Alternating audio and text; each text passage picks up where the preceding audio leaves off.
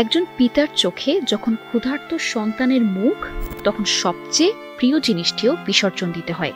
এমনই এক হৃদয় বিতারক বাস্তবতার নাম বশির আবু আল শায়ের। ৪২ বছর বয়সী এই গাজার ফ্রিল্যান্স সাংবাদিক বছরের পর বছর ধরে ক্যামেরা হাতে তুলে ধরেছেন যুদ্ধবিধ্বস্ত ভূখণ্ডের নির্মম সত্য। অথচ আজ সেই ক্যামেরাই বিক্রি করে সন্তানের মুখে এক টুকরো রুটি তুলে দিতে বাধ্য হচ্ছেন তিনি।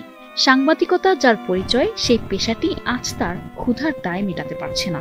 ইসরায়েলি অবরোধ আর সহিংসতায় ধ্বংসপ্রায় গাজায় বশিরের মতো অসংখ্য সত্য সৈনিক এখন বেঁচে থাকার লড়াইয়ে নিঃস্ব, যেন শুধু অস্তিত্বই তাদের একমাত্র প্রতিবাদ। নিজের অতি প্রিয় ক্যামেরাটি বিক্রির পোস্ট দিয়েছিলেন বশির। তিনি বলেন, আমার পোস্টটি কোনো প্রচারণা ছিল না, এটি ছিল একজন ডুবে যাওয়া মানুষের খড়কুটো ধরে বেঁচে থাকার আশা। এক টুকরো রুটি এখন স্বপ্নের মতো। আমি আমার বাচ্চাদের অনাহারে থাকতে দেখেছি এবং আমার বাড়িতে একেবারেই খাবার অবশিষ্ট ছিল না। আমার ক্যামেরা ছাড়া আর কিছুই অবশিষ্ট ছিল না। তিনি আরো বলেন, আমার তৃতীয় নয়নের বিনিময় হলেও আমার বাচ্চাদের বাঁচান।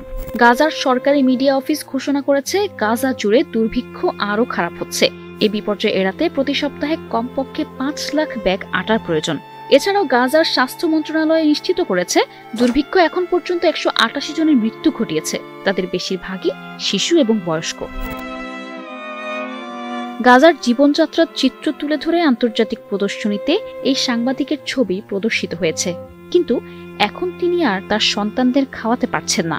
শেষ পর্যন্ত এক বস্তা আটার বিনিময়ে তার পুরো সাংবাদিকতা সংরক্ষণাগার বিক্রির সিদ্ধান্ত নেন।